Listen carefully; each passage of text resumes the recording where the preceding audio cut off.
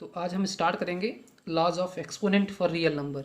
सो ये class 9th की जो हमने मैथमेटिक्स का एनसीईआरटी मैथमेटिक्स का हमने सीरीज स्टार्ट किया था उसका ये लास्ट टॉपिक है। इसके बाद आपको चैप्टर 2 हम स्टार्ट करेंगे नेक्स्ट वीडियो में। ठीक है, तो हम ये स्टार्ट कर रहे हैं। इसमें कुछ आइडेंटिटीज़ हैं जो हमें पढ़ने हैं, उस पर कुछ क्वेश्चंस हमें सॉल्व करने हैं। तो सबसे पहली आइडेंटिटीज़ हम आपको बताते हैं। कोई भी आपके पास नंबर है उसके पावर अगर ज़ीरो है that will be equal to 1। So first of all हम ये आप समझेंगे कि क्या होता है। जैसे 2 की पावर अगर ज़ीरो है सो व्हाट विल द वैल्यू 1। आपको कुछ भी नहीं करना है। जैसे आपके पास 101 101 की पावर ज़ीरो दैट मीन्स इसकी वैल्यू क्या आएगी 1। फाइन, एक्स की पावर ज़ीरो है दैट इज इक्वल टू 1। कोई भी नंबर है उसके पावर में अगर ज़ीरो है, एक्सपोनेंट वैल्यू, इसको बोलते हैं एक्सपोनेंट।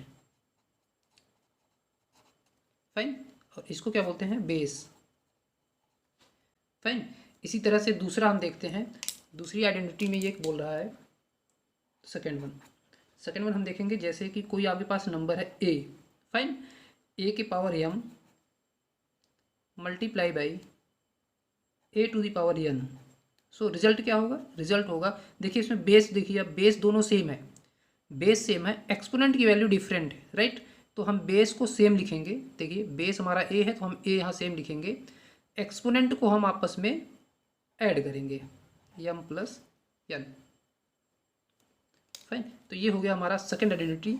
इस पे हम एक दो एग्जांपल देखते हैं। जैसे कि आपके पास एक क्वेश्चन है 3 टू द पावर 2।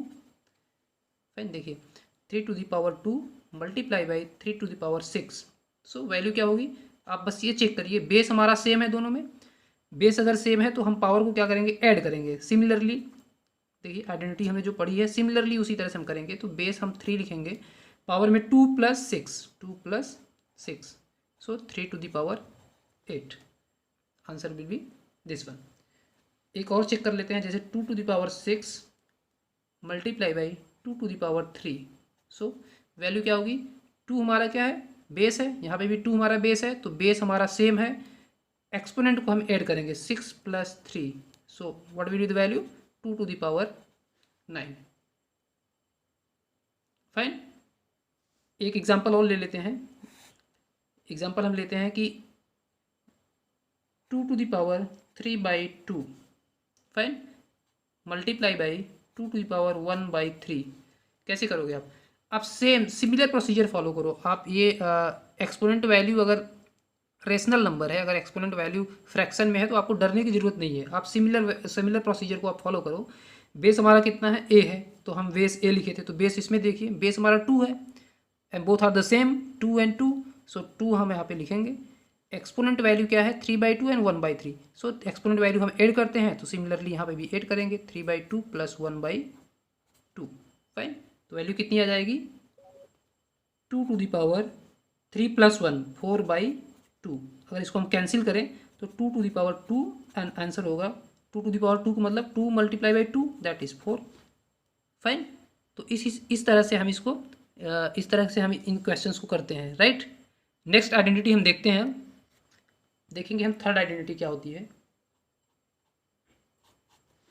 फाइन, तो थर्ड हमारा ये कहता है जैसे आपके पास कोई एक नंबर है, ठीक है, बेस हमारा कोई एक नंबर दे दिया है, उसके पावर कोई दूसरा डिजिट है, कोई दूसरा नंबर है एंड होल पावर अगर कोई दूसरा नंबर है, राइट।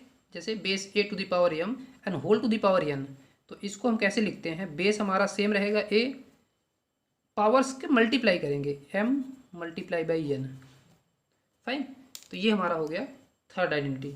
हम इस पे एग्जांपल देखते हैं। एग्जांपल से ही आपको क्लियर होगा, क्योंकि आइडेंटिटी आप रटेंगे फिर भूल जाएंगे, फिर रटेंगे फिर भूल जाएंगे, बट एग्जांपल अगर आप सीख लिए तो कंटिन्यूस आपके दिमाग में, माइंड में वो फिट रहता है। जैसे कि आपके पास एक एग्जांपल हम ले लेते हैं 5 स्क्वायर 5 पावर 2 या 5 स्क्वायर पावर 6। क्या होगा? देखिए बेस हमारा 5 है तो 5 हमने लिख लिया, जैसे इसमें ए हमने लिखा था। पावर स्क्वायर की जो वैल्यू है उसमें क्या करेंगे? मल्टीप्लाई करेंगे। 2 multiply by 6 equal to 5 to the power 12। Fine, इस तरह से। जैसे अब एक देखिए एक्स का स्क्वायर होल पावर 3 कैसे निकालेंगे? देखिए एक्स का स्क्वायर है एंड होल पावर 3 है तो हम क्या करेंगे? बेस हमारा एक्स है, एम एन, जैसे इसमें एम एन, तो 2 multiply by 3 x to the power 6, isn't it. एक और देख लीजिए 2 टू द पावर 2 पावर 6 कितना होगा? हमने बेस लिख लिया 2, 2 multiply by 6, 2 to the power 12, कोई प्रॉब्लम नहीं। That is very easy. आप आइडेंटिटी आप ऐसे रटेंगे तो भूल जाएंगे, आप इस तरह से दिमाग में बैठाइए इसको कि क्वेश्चन सॉल्व कर सकें। एक एग्जांपल और ले लेते हैं, जैसे 2 टू द पावर 1/2।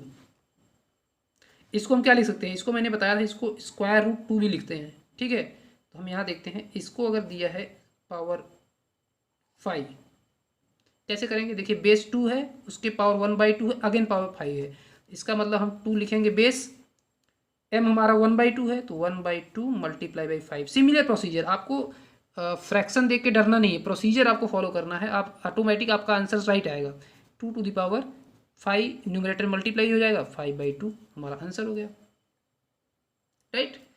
तो इस तरह से हम थर्ड आइडेंटिटी आप कंप्लीट कर लिए हैं। हम देखते हैं नेक्स्ट आइडेंटिटी आपका, दैट इज द, यहाँ पे हम कर लेते हैं, that is fourth one.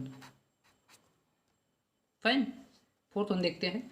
Fourth one में हमारे पास जो आइडेंटिटी है कुछ इस तरह से है कि a टू द पावर, जैसे मान लीजिए एक हमारे पास नंबर है a, फाइन, a की पावर में हमारा जो दूसरा नंबर है m, that is the exponent.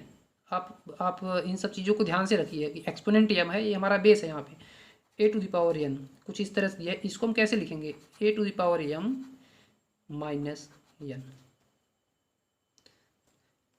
Simple है, हमें पहले न्यूमरेटर का देखना है, न्यूमरेटर में जो हमारे पास एक्सपोनेंट वैल्यू है उसमें डिनोमिनेटर का एक्सपोनेंट वैल्यू को घटा देना है, राइट। एग्जांपल दे देते हैं, एग्जांपल लेने पे आपको ज़्यादा क्लियर होगा। ये हो गई आइडेंटिटी हमारी, आइडेंटिटी नंबर फोर्थ। एग्जांपल ले लीजिए, एग्जांपल में जैसे आपको दिया है कि 2 to the power 5 upon 2 to the power 3, कैसे करेंगे, देखिए ए बेस हमारा सेम है, बेस हमारा सेम होना चाहिए, ये बहुत ही ध्यान देने की बात है। 2 and 2 बेस हमारा सेम होना चाहिए। देन एक्सपोनेंट को हम चेक करते हैं, जैसे 2 एक्सपोनेंट, न्यूमरेटर का एक्सपोनेंट कितना है 5 माइनस डिनोमिनेटर का एक्सपोनेंट कितना है 3, बस सिंपल। 2 टू पावर कितना बच गया, 5 माइनस 3 इक्वल टू 2, ये हो गया आंसर, राइट। एक और एग्जांपल ले लेते हैं, दूसरा एग्जांपल लीजिए, जैसे 6 to the power 3 upon 2 to the power 1/2, sorry 6 to the power 1/2। Base हमारा सेम होना चाहिए, बेस सेम नहीं होगा तो आइडेंटिटी अप्लाई नहीं होगी, राइट। इसको आप करिए, देखिए बेस हमारा सेम है तो बेस हम सेम लिखेंगे। न्यूमरेटर में कितना है 3, न्यूमरेटर का एक्सपोनेंट कितना है 3 है, जैसे यहाँ पे न्यूमरेटर का एक्सपोनेंट m था, डिनोमिनेटर का एक्सपोनेंट वैल्यू n थी, तो हम m माइनस n करते थे। सिमिलर, न्यूमरेटर का एक्सपोनेंट वैल्यू 3 है, डिनोमिनेटर का एक्सपोनेंट वैल्यू 1/2 है, 3 माइनस 1/2, फाइन। सो आंसर कितना आएगा, 3 2 जा 6 माइनस 1 5/2, ये हो गया आंसर। सो सिंपल है, आप 4 आइडेंटिटी आपने सीख ली है। अब नेक्स्ट देखते हैं हम क्या है इसके आगे। फिफ्थ वन में हम देखते हैं कि किस तरह से हम निगेटिव पावर को कैसे, निगेटिव अगर एक्सपोनेंट वैल्यू है तो उसको कैसे हैंडल करते हैं। जैसे आपके पास दिया है a upon a to the power n, fine.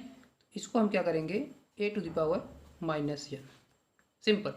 आपको बस यही करना है, जो भी डिनोमिनेटर में जो भी टर्म है उसको हम उसके पावर को निगेटिव करके हम लिखेंगे, ठीक है। अभी आप इस पर एक दो एग्जांपल ले लीजिए तो क्लियर समझ में आएगा। जैसे आपको दिया है 1/3 टू द पावर 6, राइट। तो इसको हम डायरेक्टली लिख सकते हैं न्यूमरेटर में, देखिए ये डिनोमिनेटर टर्म है। सिमिलरली a पावर n जैसे हमारे पास डिनोमिनेटर में था तो हम इसको न्यूमरेटर में या फिर अप साइड लिख सकते हैं 3 टू द पावर -6, फाइन। हमने हम माइनस लगा दिए, माइनस का मतलब ये हो गया कि ये चीज़ें 3 टू द पावर डिनोमिनेटर में आएगी। जैसे आपके पास दिया है x टू पावर -5, इसको क्या लिखेंगे, हम क्या लिख सकते हैं 1/x to the power 5, right.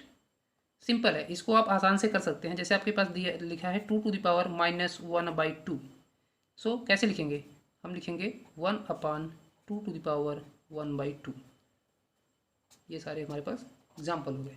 सो कहने का मतलब ये है कि जो भी हमारे पास पावर में है अगर वह निगेटिव है तो उसको हम 1/, करके पॉजिटिव लिख सकते हैं, सिंपल है, ठीक है। तो इस तरह से हमने पांचों आइडेंटिटी कंप्लीट कर ली है। मैं आपको कुछ न्यूमेरिकल दिखा देता हूँ आपके टेक्स्ट बुक से, कुछ क्वेश्चंस है आपके टेक्स्ट बुक से।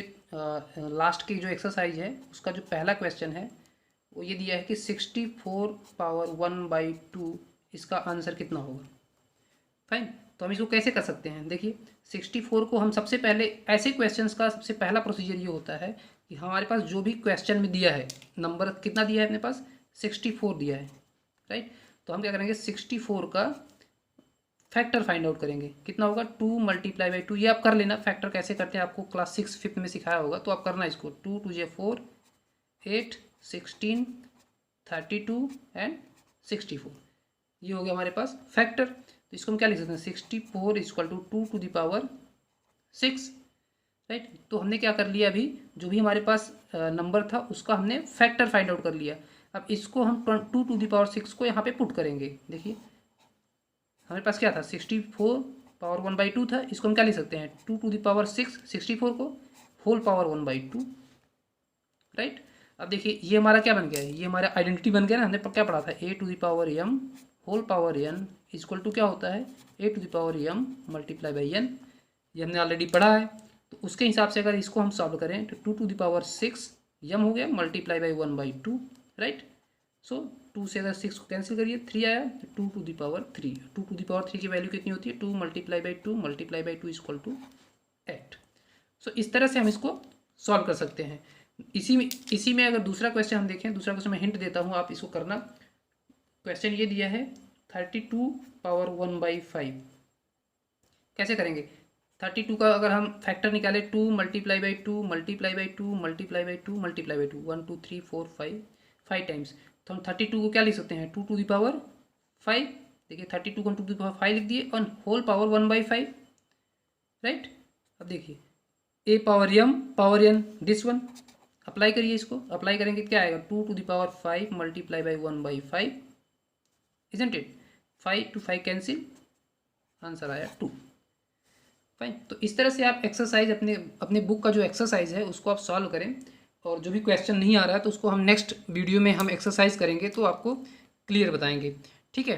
Okay, thank you.